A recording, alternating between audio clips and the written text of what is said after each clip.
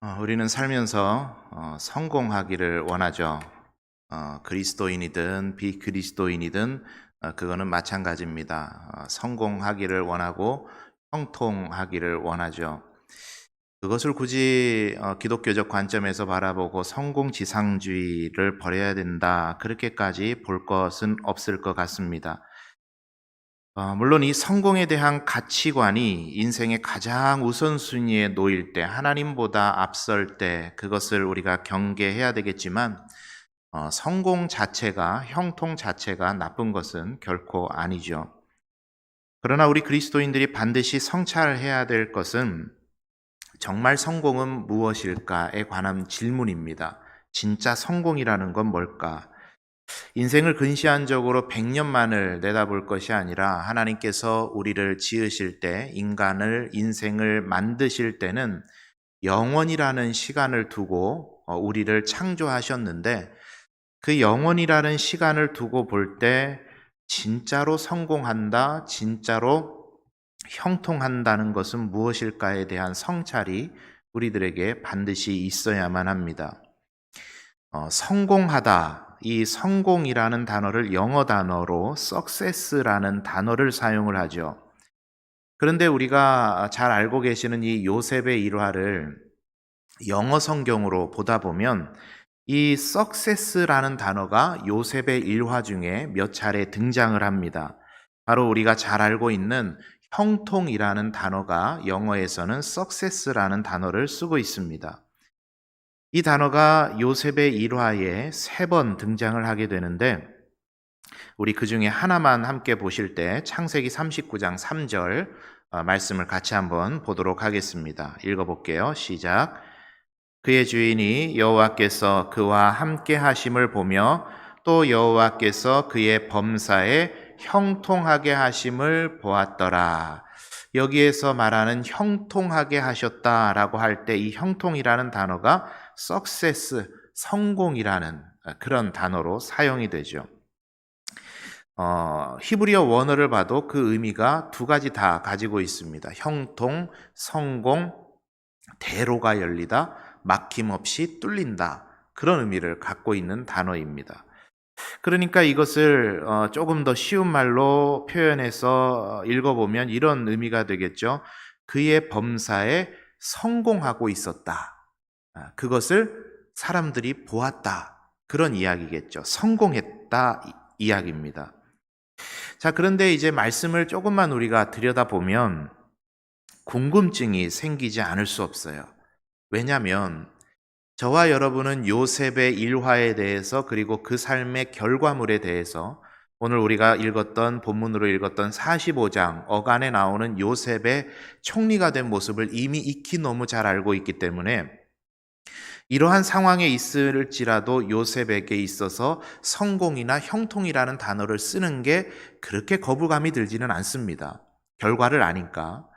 그런데 오늘 성경을 처음 펴보는 사람이, 성경을 처음 대해보는 사람이 창세기 1장부터 쫙 이제 말씀을 쭉 읽어 내려가는 중에 오늘 방금 읽으셨던 창세기 39장 3절에 다다랐다라고 생각해 보면 이건 너무나도 이상한 본문인 거죠. 왜 그렇습니까? 요셉이 지금 성공하고 있다고 말할 때 그 상황이 뭐냐면 노예 살고 있을 때였기 때문이죠.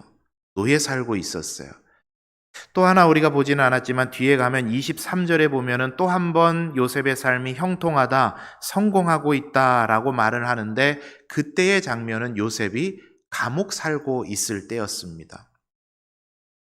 그러니까 그렇게 생각해 보면 성경을 처음 읽어가는 사람이 이 말씀을 쭉 읽어 내려가다 보면 억울한 일로 인해서 형님들한테 팔렸어요. 그래서 노예를 살고 있습니다. 거기에 말도 못할 누명을 썼어요. 이 내용은 여러분 잘 아시는 거니까. 누명을 썼어요. 그래서 감옥 살고 있습니다. 그런데 성경은 그의 삶에 대해서 형통하고 있대요. 성공하고 있다고 말을 하는 겁니다. 그러니 이해가 되지 않을 수 있겠죠. 자, 그러면 우리는 다시 한번 이 말씀을 성찰해 봐야 됩니다. 무엇 때문에 성경은 요셉의 삶이 지금 노예를 살고 있고 감옥에 살고 있음에도 불구하고 그의 삶을 success, 성공하고 있다, 형통하고 있다라고 말하고 있는 것일까? 오늘 읽으셨던 본문의 말씀 창세기 45장 3절에서 5절은 요셉의 인생을 한번 그려본다면 이렇게 표현을 해볼까요? 인생의 클라이막스를 살고 있는 때입니다. 총리가 되었어요. 총리가 되어서 형들을 불러놓고 대화하는 장면인데 억울하게 지금까지는 13년가량의 시간을 살았지만 그 모든 억울함의 보답을 얻게 된 지금 자리, 총리가 된 자리, 형들을 불러놓고 자신을 억울한 인생 살게 했던 그 형들에 대해서 요즘 이제 흔히 하는 말로 참교육 시켜주는 자리, 그 자리가 지금 오늘 읽으셨던 본문의 상황입니다. 우리는 이 장면을 대할 때 이것이 바로 형통이라 느끼고 성공이라 느끼죠. 삶의 여러 가지 역경들을 다 극복해내고 하나님께서 결국은 총리가 되게 하셨다. 인생 억울하게 살았던 그 원인들에 대해서 참교육하게 하셨다. 이것이 우리의 삶의 형통이고 성공이라고 우리는 쉽게 볼 수가 있습니다. 그런데 성경은 요셉이 총리가 되었을 때의 삶의 형통이라는 단어를 쓰고 있는 것이 아니라 요셉의 인생에 가장 공고할 때의 형통이라는 단어와 성공이라는 단어로 그 인생을 묘사를 해주고 있습니다. 왜 그럴까? 무엇이 그의 삶을 형통의 삶으로 규정하고 있는지 오늘 말씀을 통해서 함께 살펴보게 될 텐데, 이 말씀을 우리가 함께 쭉 살펴보는 그 여정을 통해서 우리를 형통의 길로 인도하고 계시는 하나님의 뜻을 발견하는 시간이 되기를 원하고, 그리스도인의 삶을 살아가는 지혜를, 그리고 삶의 방식들을 발견하게 되는 그런 은혜의 시간이 함께 이 시간이 다 되었으면 좋겠습니다. 우리 이런 마음을 가지고 형통이란 무엇일까, 어떠한 과정을 거치는 것일까를 함께 생각해 볼 때 가장 먼저 요셉이 형통의 삶을 살아갈 수 있었던 비결을 성경이 적길 그가 죄를 미워하는 사람임을 보시고 하나님은 그의 삶을 형통의 삶으로 인정하고 계신다라는 겁니다. 우리 한번 따라할까요? 죄를 미워하는 삶. 제가 창세기 39장 7절에서 10절의 말씀을 세 번역으로 한번 읽어드릴 텐데 말씀이 길어서 제가 한번 봉독을 해드릴 테니까 여러분은 눈으로 같이 읽으시면 되겠습니다. 일이 이렇게 된 지 얼마 지나지 않아서 주인의 아내가 요셉에게 눈짓을 하며 나하고 침실로 가요 하고 꾀었다. 그러나 요셉은 거절하면서 주인의 아내에게 말하였다. 주인께서는 모든 것을 나에게 맡겨 관리하게 하시고는 집안일에는 아무 간섭도 하지 않으십니다. 주인께서는 가지신 모든 것을 나에게 맡기셨으므로 이 집안에서는 나의 위에는 아무도 없습니다. 나의 주인께서 나의 마음대로 하지 못하게 한 것은 한 가지뿐입니다. 그것은 마님입니다. 마님은 주인 어른의 부인이시기 때문입니다. 그런데 내가 어찌 이런 나쁜 일을 저질러서 하나님을 거역하는 죄를 지을 수 있겠습니까? 요셉이 말하였는데도 주인의 아내는 날마다 끈질기게 요셉에게 요구해 왔다. 요셉은 그 여인과 함께 침실로 가지도 않았을 뿐만 아니라 아예 그 여인과 함께 있지도 않았다. 이게 세번역 버전에 함께 읽으신 39장 7절에서 10절의 말씀입니다. 여러분, 이 말씀이 그리스도인의 삶의 자세, 그리스도인들이 삶을 살아갈 때 아주 중요한 삶의 자세를 한 가지를 이야기를 해주고 있는데 그것을 우리는 이렇게 라틴어로 표현합니다. 코람 데오. 한번 따라할까요? 코람 데오. 뜻이 무슨 뜻이죠? 하나님 앞에서. 내가 지금 이 순간 하나님 앞에 서 있는 자세로 살아가고 지금 이 순간 내가 하나님 앞에 서 있기 때문에 단 하나의 티끌만한 거짓도 죄악도 내 삶에 용납이 되지 않는 그러한 삶이 코람데오의 삶입니다. 보디발의 집이 얼마나 대저택이었는지는 잘은 모르겠습니다. 그런데 아무리 작은 초가삼간이라고 했을지라도 요셉이 만약에 정욕의 이끌림을 받았다면 얼마든지 아무도 모르게 안주인과 부적절한 관계를 만들어갈 수 있었을 겁니다. 노예이기는 했지만 요셉이 말하는 것처럼 뭐죠? 보디발이 아내 외에는 다른 모든 것들을 다 요셉의 손에 맡겼던 상황이니까 가능성은 더 있어 보입니다. 간음, 성적인 유혹, 시대를 막론하고 인간이 남자와 여자로 창조된 이후로 타락한 후로는 인간의 가장 연약한 부분이고 최대의 관심사입니다. 현 시대 굳이 말하지 않아도 여러분 너무 잘 아실 겁니다. 성경시대 두말할 것 없었습니다. 변하지 않는 인간의 가장 연약한 부분입니다. 하나님께서는 이 성적인 타락에 대해서 돌로 치는 형벌로 다스리라고 말씀하실 정도로 공동체에게 이 성적인 타락에 대해서 경계하라 하셨고, 하나님을 떠나는 영적인 죄에 대해서 하나님은 항상 육신의 성적인 타락, 간음과 동일시하시면서 하나님을 떠나는 죄에 대해서 그렇게 말씀하고는 하셨습니다. 그만큼 하나님께서 싫어하시는 죄라는 것이고 모든 인간이 너무나도 쉽게 빠질 수 있는 그런 죄의 자리라는 이야기죠. 그런데 요셉은 그 일을 대하는 자세가 이랬습니다. 사람의 눈은 내가 피할 수 있을지 몰라도 하나님의 눈을 피할 수는 없다. 그 사실을 살아가는 동안에 간과하지 않았습니다. 그래서 하는 말이 뭐죠? 내가 어찌 이런 나쁜 일을 저질러 하나님을 거역하는 죄를 지을 수 있겠습니까? 요셉은 말하는 겁니다. 내가 어찌 이런 나쁜 일을 저질러서 주인의 은덕을 배반할 수 있겠습니까? 내가 어떻게 이런 나쁜 일을 저질러서 나를 따르고 있는 수많은 노예들에게 실망을 안겨줄 수 있겠습니까? 내가 어떻게 이런 나쁜 일을 저질러서 이 나라가 금지하고 있는 이러한 법을 무시할 수 있겠습니까? 이런 말을 하는 것이 아니라 요셉은 분명하게 말합니다. 내가 어찌 이런 나쁜 일을 저질러서 하나님을 거역하는 죄를 지을 수 있겠습니까? 이것은 단순히 주인을 속이는 일이 아니라 하나님을 속이는 일이고 하나님 앞에 죄를 짓는 것이라고 단호하게 이야기를 했던 것이죠. 여러분, 이 장면을 통해서 한 가지 형통의 비결을 알게 되는 것은 뭐냐면 우리의 일상생활 중에서 죄를 대하는 우리의 자세, 죄를 멀리하고자 하는 우리의 자세가 형통의 삶을 만들어 간다라는 겁니다. 우리가 우리의 일상의 삶 속에 있는 여러 가지 죄악된 경험들, 죄악된 자리들, 그 자리를 어떻게 대하고 어떻게 하나님 앞에서 대처하는지에 따라서 그러한 삶이 바로 형통의 길을 만들어 간다라는 것이죠. 요셉은 아무도 보지 않는 곳에서조차도 사람을 속이고 나 또한 속아 넘어가고 싶은 유혹 속에서도 그것을 하나님께서 보고 계시다는 생각으로 매사의 삶을 살아갔어요. 이게 여러분 안주인과의 문제만이었겠습니까?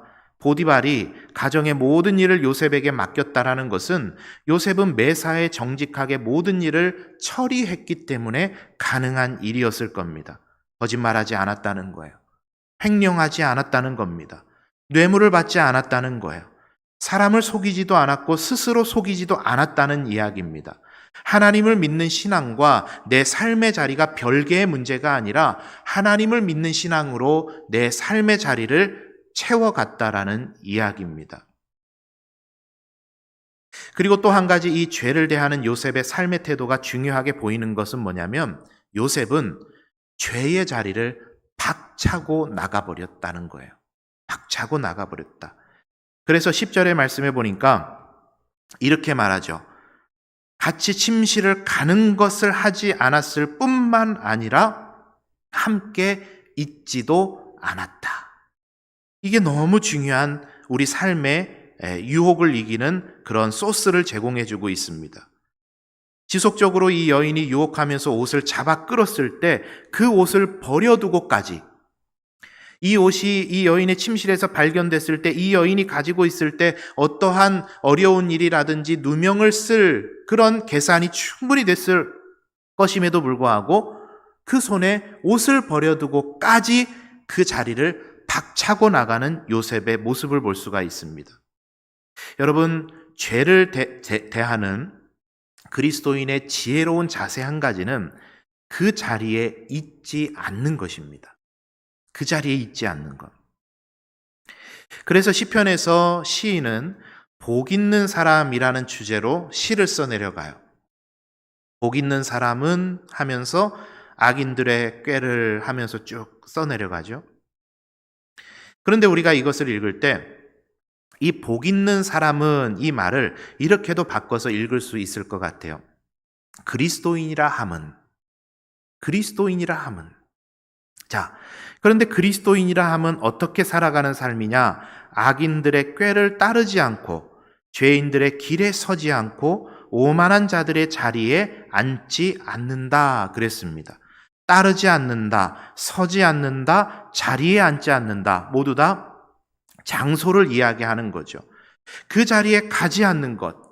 나도 모르게 그 자리에 있게 되었다면 얼른 그 자리를 피하는 것. 그것이 죄를 대하는 굉장히 중요한 자세라는 겁니다.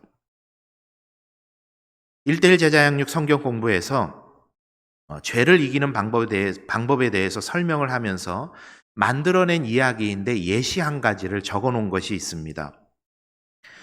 참 웃음 짓게 하는 이야기지만 내용이 조금 그렇지만 참 적절한 예시라고 생각이 돼요. 한번 제가 소개를 해드릴까요? 혈기왕성한 남녀 청년이 생물학 수업에 쓸 재료를 구하기 위해서 늦은 밤 인적이 드문 해변에 가서 생물들을 채집하면서 이 혈기왕성한 두 남녀 청년이 기도를 합니다. 하나님, 성적인 유혹에 빠지지 않도록 우리를 도와주세요. 이렇게 기도를 한다면 여러분 하나님 들어주셔야 되겠습니까? 들어주지 말아야 되시겠습니까?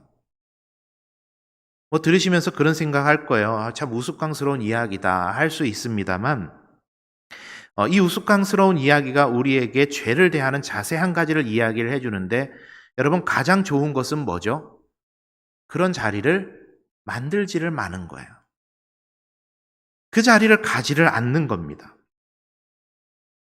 도박을 끊고 싶은 사람이 도박장에 가서 앉아서 하나님 저로 하여금 도박을 이기게 해주세요. 오늘은 도박하지 않게 해주세요. 라고 기도한다면 그것은 거짓말입니다.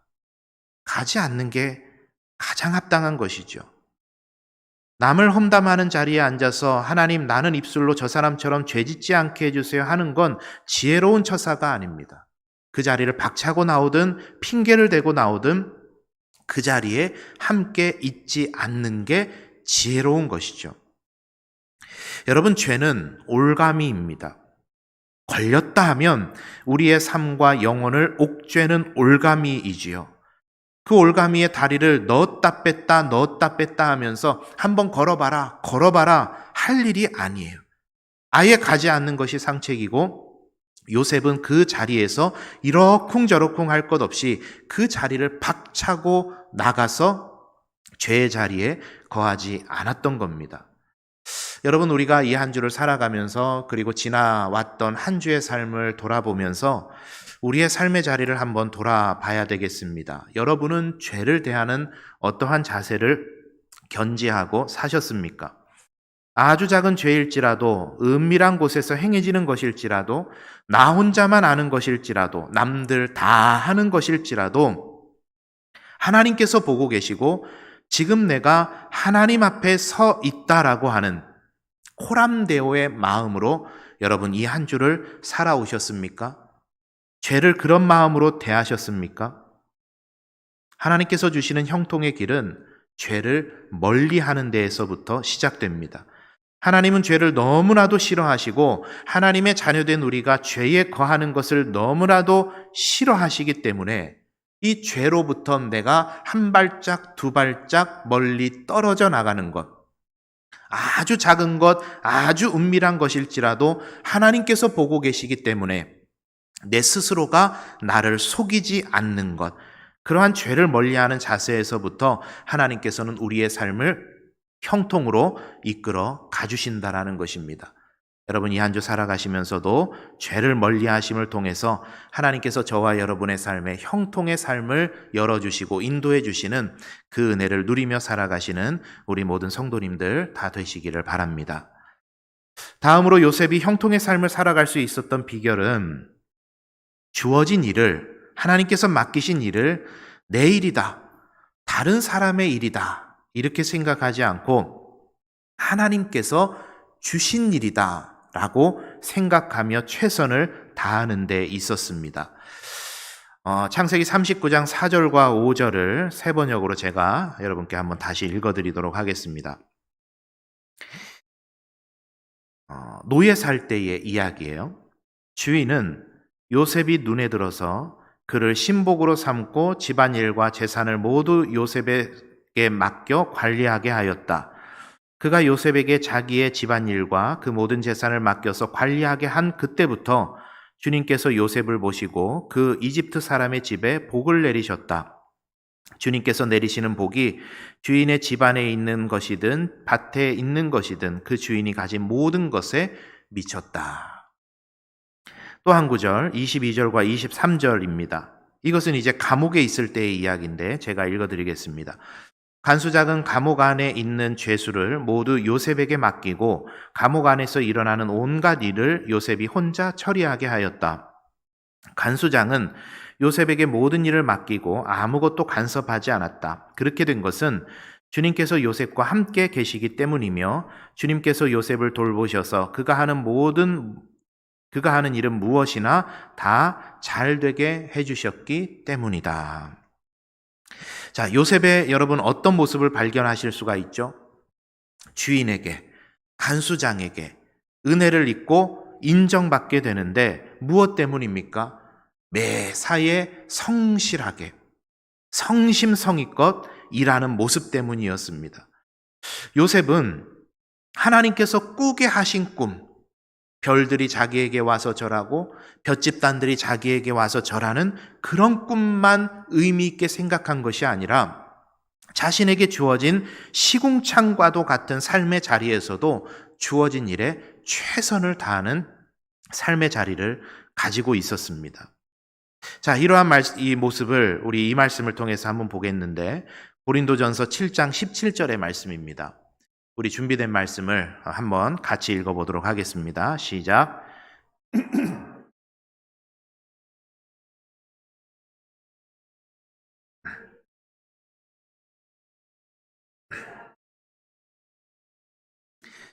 자, 각 사람은 주님께서 나눠주시는 분수대로 하나님께서 부르신 처지 그대로 살아가십시오. 이렇게 말을 합니다. 이 본문이 전통적으로 교회에서는 이 부르신 처지에 대해서 해석을 할 때 하나님께서 교회 안에서 맡기신 일들이라고 한정해서 해석을 했습니다. 그래서 교회 안에서 부르신 일이 뭘까요? 대표적으로는 이런 종교 지도자들, 현대로 말하면 담임 목사와 같은 사람들, 중세시대 카톨릭으로 말하자면 신부, 사제, 또 수녀, 이런 사람들, 그리고 지금으로 말하면 장로로, 권사로, 안수집사로 직분을 맡아 하나님께서 부르신 그 자리, 그 부르심만을 한정적으로 이야기를 했습니다. 그래서 이러한 직분에 대해서 중세의 교회들은 신령한 직분이다. 그래서 교회 안에서 하나님께서 주신 그러한 직분은 소중한 것이고 교회 밖에 세상에서 하는 모든 일들은 세속적인 일이다. 세속적 노동으로 굉장히 터부시했습니다. 지금으로 생각하면 참 말도 안 되는 이상한 일들이었죠. 그런데 그것을 교회 전통이 가지고 있었습니다.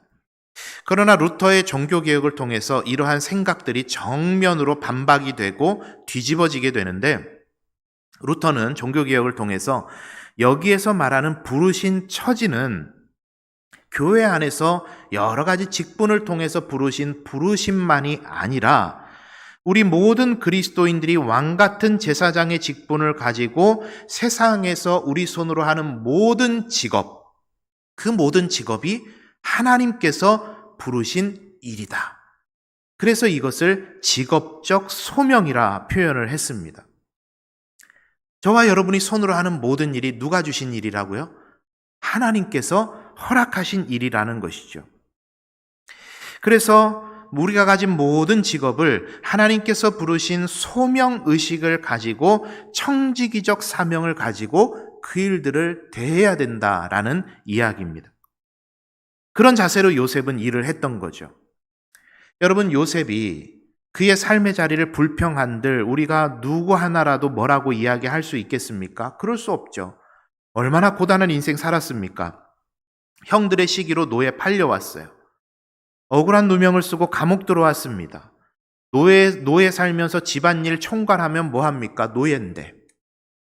감옥에 갇혀 있으면서 그 모든 일들을 총괄해서 일을 다 맡아 감독의 일들을 한들 뭐합니까? 죄수인데. 아무 의미가 없어요.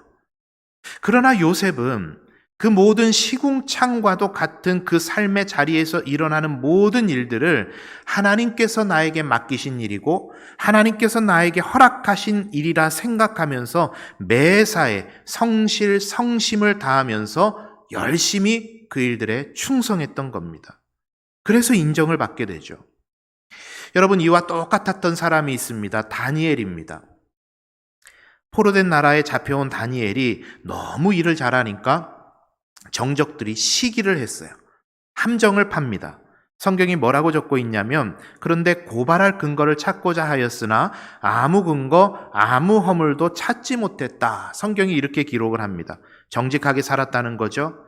다니엘이 함정에 걸려서 사자굴에 들어갔지만 느부갓네살이 그 포로로 잡혀온 그 포로 한 명이 뭐라고 다니엘의 사자굴에 들어간 걸 알고는 사자굴 앞에 가서 밤이 새도록 금식합니다. 오락을 그칩니다. 잠자기를 마다합니다. 그러면서 다니엘을 걱정하는 거예요. 왜죠? 그만큼 다니엘이 성실하게 최선을 다하여서 일해왔기 때문에 느부갓네살 이방 나라의 왕도 그를 인정했던 거죠. 그를 결국 하나님께서는 형통으로 이끄시고 세상 모든 사람들이 그를 인정하게 되었던 거예요. 저는 이 연산교회가 하나님께서 저에게 맡겨주신 소명이라 받고 목회의 일을 감당합니다. 여러분, 목사로 부른 그 일만 그렇겠습니까? 아닙니다. 장로로, 집사로, 권사로 하나님 여러분을 기름 부어 세워주셨습니다. 교회에서 하는 일만 하나님께서 여러분에게 맡기신 일이겠습니까? 그렇지 않습니다. 오해입니다. 여러분이 여러분의 삶의 자리에서 여러 가지 직군에서 여러 가지 직업을 가지고 하실 때 그 모든 일들이 하나님께서 여러분들에게 맡기신 일입니다. 설거지를 하고 손님들을 대하고 공장에서 기계를 돌리고 환자들을 돌보고 현장에서 일을 하고 운전을 하고 공부하는 학생은 펜을 들고 공부를 하면서 취업을 준비하는 청년들은 그 취업을 열심히 준비하면서 그 순간에 하나님께서 여러분들에게 맡기신 일입니다. 어찌어찌 하다 보니 그 일을 하게 된 것이 아니라 어떤 사람 잘못 만나서 그 일을 하게 된 것이 아니라 하나님께서는 여러분들의 분량에 맞게 하나님께서 그 일을 맡기셨고 그 일에 최선을 다하며 성심성의껏 청지기적 사명을 감당하는 이들을 하나님께서는 형통이라 여기시며 그 길로 이끌어 가시는 것입니다.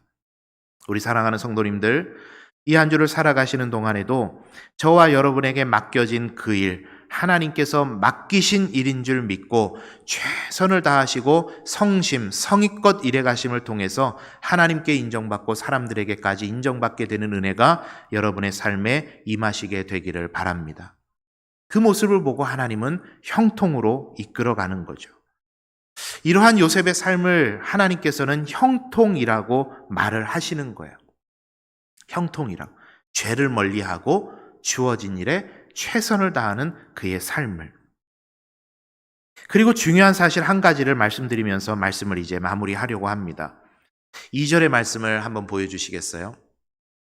2절에 보니까 노란 부분들을 한번 같이 눈으로 보시죠. 여호와께서 요셉과 함께 하심으로 형통한 자가 되었다.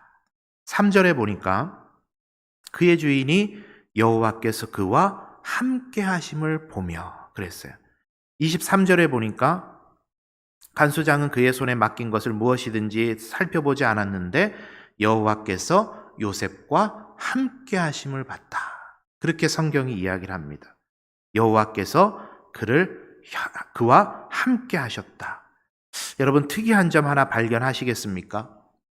성경이 요셉의 일화 중에 이 형통이라는 단어, 성공이라는 단어, success라는 단어를 3번을 이야기하는데 39장 2절, 3절, 23절에 이 형통을 이야기합니다.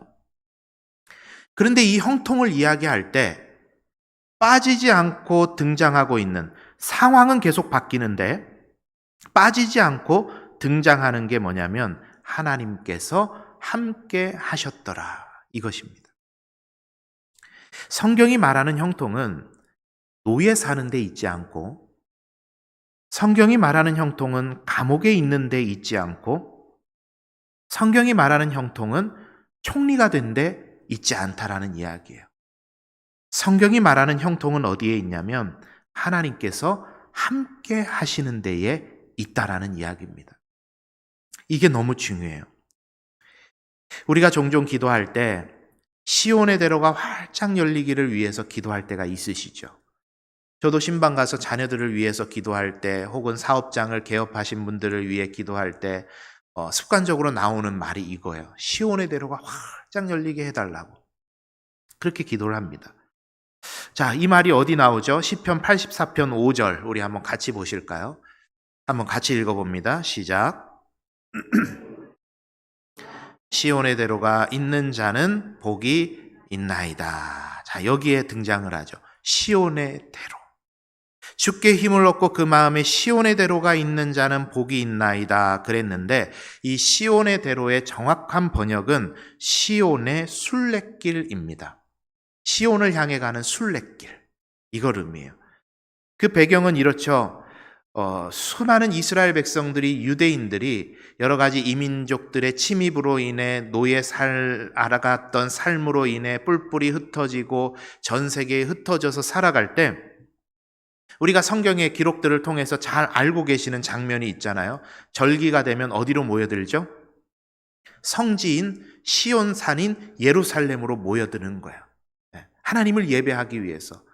여기에서 말하고 있는 주께 힘을 얻고 그 마음에 시온의 대로가 있는 자는 복이 있나이다 라고 하는 말은 조금 더 다시 풀어보면 시온의 순례길이 있는 자가 복이 있다라는 말이고, 그 말은 무슨 말이냐면 주께 힘을 얻고 그 마음에 항상 하나님을 예배하는 자리를 찾아가고자 하는 그 마음이 자리 잡고 있는 사람들이 복이 있나이다 라고 하는 그런 뜻입니다.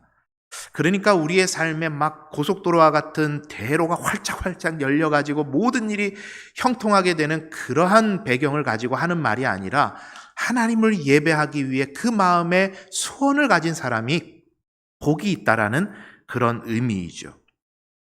그런데 여러분, 하나님을 예배하러 가는 그 순례길에는 고속도로와 같은 뻥 뚫린 길만 있는 게 아니에요. 무릉덩이를 건널 수도 있어요.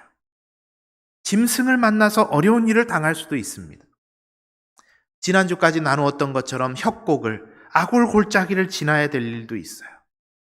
유대 광야에는 이런 일이 많습니다. 지금 이 자리에는 비가 오지 않는데 저쪽에서 비가 갑자기 내림으로 인해서 와디라는 것이 생겨서 길이 막힐 때도 있어요. 이사야와 아합 왕의 이야기 중에 나오잖아요. 이사야가 길이 막히기 전에 빨리 출발하십시오 할 때 그 길이 막히는 배경이 이런 와디 때문에 금세 물이 불어서 길이 막히는 길들이 있어요. 그럼에도 불구하고 그 길을 걸어서 하나님을 예배하는 저 시온으로, 예루살렘을 향하여 가는 그 마음이 복이 있다. 하나님 그런 이야기를 하시는 겁니다. 다른 말로 표현하자면 이 대로, 시온의 대로를 하나님은 형통으로 보시는 겁니다. 시온의 대로의 비밀은 하나님과의 관계에 있다라는 이야기입니다. 여러분, 형통하고자 하십니까? 성공하는 삶을 살기를 원하십니까? 하나님께로 가까이 오십시오. 뜻을 정하여 하나님께 한 걸음, 두 걸음 더 다가가기를 결단하십시오. 그러면 하나님께서는 내가 결단한 것 이상으로 두 걸음, 세 걸음, 네 걸음 하나님께서는 형통의 길로 여러분을 인도해 주실 줄 믿습니다.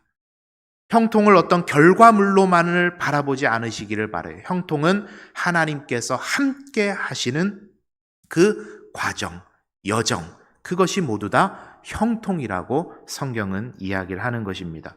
바라는 것은 이 한 주간 저와 여러분이 살아가는 삶의 걸음걸음마다 하나님께서 여러분의 삶을 형통으로 이끌어 가주시는 은혜가 있으시기를 바랍니다.